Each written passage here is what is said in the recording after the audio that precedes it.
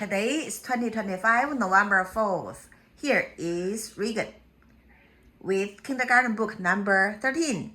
She didn't pass just now. Let's try this time. Go. What's inside? 里面有什么？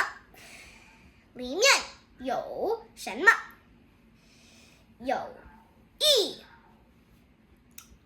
只手，有一只脚，有一条腿，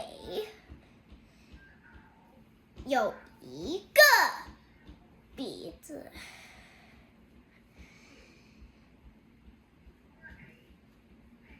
有两只耳朵，有两只眼睛，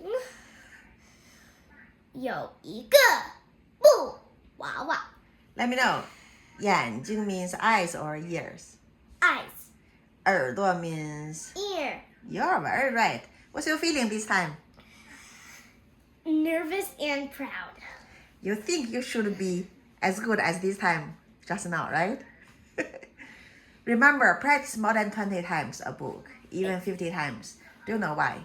Because every sentence will become the thing. You don't need to think about it, you can say it. In the future, can help you have conversation with native speakers, like if you visit China, or talk with me in Chinese.